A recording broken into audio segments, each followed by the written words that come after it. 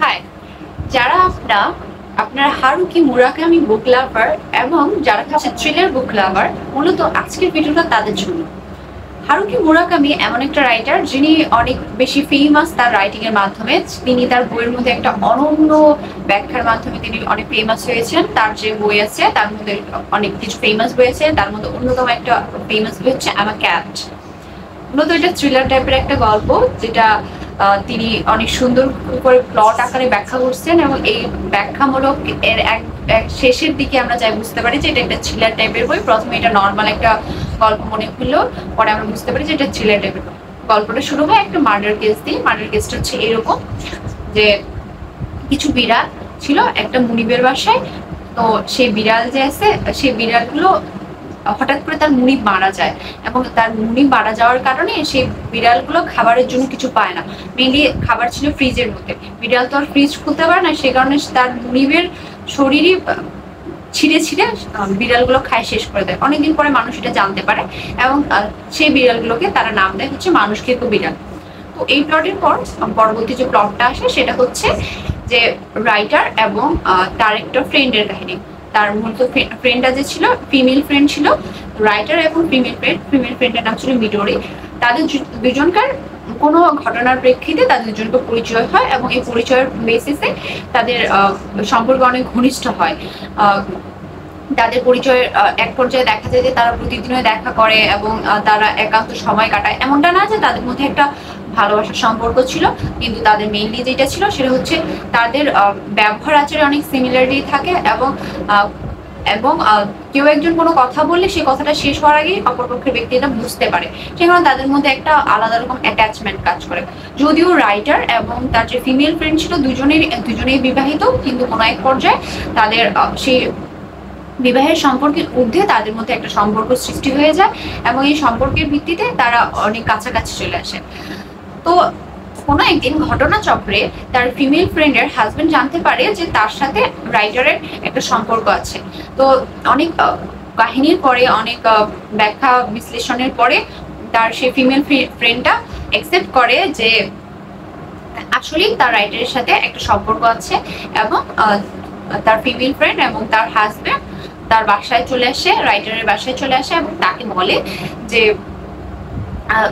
বলে যে তুমি তোমার সাথে এরকম সম্পর্ক আছে কিনা নাই। রাইটারের ওয়াইফের সামনে বলে। তো তার যে ওয়াইফ ছিল তিনি এসব বুঝতে পারেন, এবং যেহেতু আগে একজন স্বীকার করছে, সেখানে রাইটারের এমন এক পর্যায়ে থাকে যে তাকে স্বীকার করতে হয় যে আসলেই তাদের মধ্যে একটা সম্পর্ক ছিল।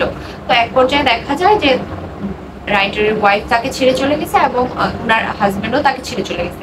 এবং এক পর্যায়ে তার মিদুরির হাজবেন্ড মিদুরিকে অনেক মারধর করে এবং তাকে ছেড়ে চলে যায়। তো রাইটার এবং মিদুরি যখন দুজনকে তাদের পার্টনারগুলো ছেড়ে চলে যায়, তখন তারা আসে ডিসকাস করে যে তারা বাইরের দেশে চলে। মিদুরি এবং রাইটার দুজনেই ভাবে যে তারা আর জাপানে থাকবে না, তারা অন্য দেশে চলে যাবে। তারা গ্রিসে যাওয়ার প্ল্যান করে, এবং তারা তাদের মানি ক্যালকুলেট করে জানতে পারে যে তারা মেনলি 3 বছরের মতো সেখানে শান্তিতে থাকতে পারে। রাইটার তার কাছ থেকে রিজাইন করে মিদুরির সাথে সে চলে যাওয়ার এক পর্যায়ে তার যে প্লেন জার্নিটা আছে, প্লেন জার্নিতে এমন ভাবে একটা প্রকাশ করা হয় যে সেখানে সে একটা অস্বস্তি অনুভব করতেছে। মানে জীবনের যে একটা আনস্টেবল অবস্থায় থাকলে মানুষের যেমন অস্বস্তি হয়, যে সে তার ডিসিশন নিয়ে সন্তুষ্ট নয়, সে তার জীবনে কি করতেছে কোনো কিছু বুঝতে পারতেছে না, সেই পর্যায়ে তার একটা ব্যাখ্যা করা হয়েছে। সেই জায়গায় যে হারুকি মুরাকামি একটা কাজ করছেন, যে তার যে সূক্ষ্ম একটা মনস্তাত্ত্বিক বিশ্লেষণ আছে সেটা এত সুন্দর করে ফুটিয়ে তুলছেন, যেটা হারুকি মুরাকামির রাইটিং গুলোকে অনেক বেশি মানে ডেভেলপ করে, যে আমরা যারা রিডার তাদেরকে অনেক বেশি আকৃষ্ট করে, যে তিনি একটা ব্যক্তির ইমোশন অনেক সুন্দর করে ফুটিয়ে তুলতে পারেন, যেটা আমরা তার হচ্ছে নরওয়েজিং মুডে দেখতে পারি, স্লিপে দেখতে পারি, যে তিনি এত সুন্দর করে তার ভিতরে অন্তর্নিহিত অর্থ প্রকাশ করে, যেটা অনেক বেশি স্মুথ হয়, এবং আমরা রিলেট করতে পারি যে একটা মানুষ যখন আনস্টেবল অবস্থায় থাকে মেন্টালি, সে কি করতেছে না করতেছে সেটা বুঝতে পারে না, তখন কি রকম একটা ফিলিং হয় সেটা অনেক সুন্দর করে বুঝিয়েছেন, যাতে আমরাও ফিল করতে পারি যে আমরাও সেরকম একটা আনস্টেবল অবস্থায় আছে। তো তারা যখন গ্রিসে পৌঁছানোর পর তাদের মধ্যে অনেক ভালোভাবেই থাকে, যদিও তাদের মধ্যে আলাদা একটা অনুভূতি থাকে যে তারা তাদের ফ্যামিলিকে ছাড়ে আসে, তারা মানে অন্যজনকে চিট করছে, এই টাইপের একটা ফিলিং থাকে। তারপরেও তাদের লাইফ কোনোভাবে চলতে থাকে। কিন্তু এইভাবে চলতে চলতে এক পর্যায়ে দেখা যায় যে একদিন রাইটার দেখতেছি যে তার মিডোরি তার রুমের মধ্যে নাই। তো রুমের মধ্যে যখন নাই তখন সে বের হয়, যেহেতু তাদের রিসর্টের রুমের সামনে একটাই শুধু প্যাসেজ থাকে, সে প্যাসেজ দিয়ে গেলে একজন ব্যক্তিকে পাওয়া ইজিলি, সে ভাবে যে সে প্যাসেজ দিয়ে গেছে।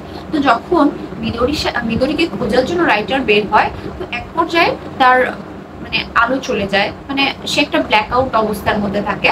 তো নেক্সট পর্যায়ে দেখা যায় যে হঠাৎ করেই সে হালকা আলোর মধ্যে মিদরিকে দেখে এবং মিদরি তাকে বলতেছে যে হচ্ছে দেখো তুমি মারা গিয়েছো, তুমি আর এই পৃথিবীতে নাই।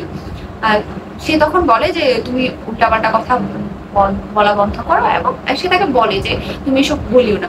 তো রাইটারেরও কেন জানি মনে হয় যে আসলে আমি কোথাও একটা ভৌতিক অবস্থার মধ্যে আছি, যেটা আমার নিজের বোঝার বাইরে, আমার নিজের সক্ষমতার বাইরে।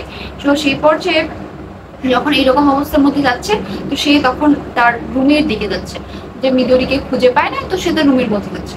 রুমের মধ্যে যাওয়ার সময় সে এক পর্যায়ে বিছানায় শুয়ে ঘুমানোর চেষ্টা করে, ঘুমানোর এক পর্যায়ে দেখে যে তার ঘুম আসতেছে না।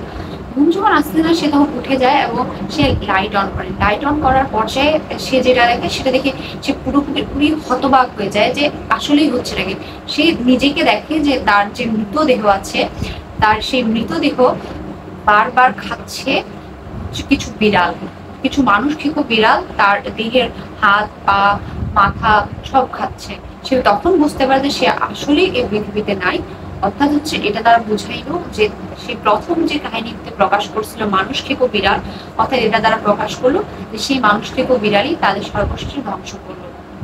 মেনলি এখানে যেটা আমার পয়েন্ট অফ ভিউতে মনে হয়েছে যে রাইটার এটাকে এভাবে প্রকাশ করতে চাইছে যে মানে অন্যের লাইফ আনস্টেবল করছে, সে কারণে মেবি ওদেরও লাইফ আনস্টেবল হয়ে গেছে। একটা হ্যাপি স্মুথ লাইফ ছিল, সেই স্মুথ লাইফ থেকে হঠাৎ করে আনস্টেবল অবস্থায় চলে গেছে, যেটা নর্মালি আমাদের মানুষের ক্ষেত্রেও হয় যে আমরা কোনো একটা স্মুথ লাইফে থাকতে থাকতে নিজের লাইফে এমন কিছু ডিসিশন নিয়ে ফেলি যে কারণে আমাদের লাইফে অনেক খারাপ প্রভাব পড়ে, এবং আমরা আমাদের লাইফে সেই খারাপ ডিসিশনের কারণে অনেক পরবর্তীতে অনেক কাহিনী হয় এবং অনেক পস্তাইতে হয়। মেনলি সেটাকে মেবি পোর্ট্রে করছে, আমার কাছে যেটা পড়ে মনে হয়েছে যে তাদের একটা হ্যাপি লাইফ ছিল, সেই হ্যাপি লাইফকে তারা ধ্বংস করে নিজেই দেয় একটা আনহ্যাপি লাইফ, যেখানে তাদের জীবনটা পর্যন্ত শেষ হয়ে গেছে, এইরকম অবস্থার মধ্যে চলে আসে। তো হারুকি মুরাকামির যে বইগুলো আছে, সেই বইগুলোর যে প্লট, তার যে টুইস্ট আছে, সেটা অসাধারণ একটা বই।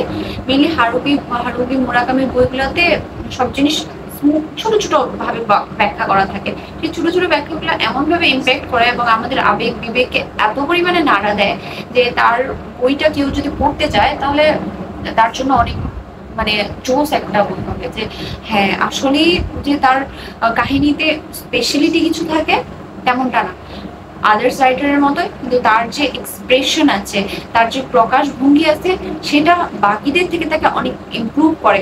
সেই কারণে মেবি হারুকি মুরাকামির অনেক বই আছে যেটা বেস্ট সেলিং এর মধ্যে আছে। এমনকি আমি দেখছি যে হারুকি মুরাকামির বই আমাদের দেশেও অনেক বেশি ফেমাস ওনার বই। ইভেন আমি যদি এখনো খুঁজে দেখি তাহলে এখনো ওনার বই টপ সেলিং লিস্টে থাকে। ওনার যে বইগুলো আছে যেমন নরওয়েশিং, স্লিপ, যেগুলা বঙ্গানুবাদ আছে, এমনকি বিদেশি বইটা অনেক বেশি পরিমাণে বিক্রি হয়ে থাকে ওনার। সেই কারণে আমি পার্সোনালি হারুকি মুরাকামির বই অনেক পছন্দ করি। তো আমার এটা যে একটা বই, থ্রিলার বই হিসেবে এটা আমার ভালো লাগছে। আমি আশা করি যে আপনারা যারা পড়বেন এই বইটা তাদেরও ভালো লাগবে, যে এই থ্রিলার কাহিনীটা। আশা করি আপনারা এই বইটা পড়বেন এবং নেক্সট ডে কোন বইয়ের রিভিউ চান সেটা বলবেন। Thank you.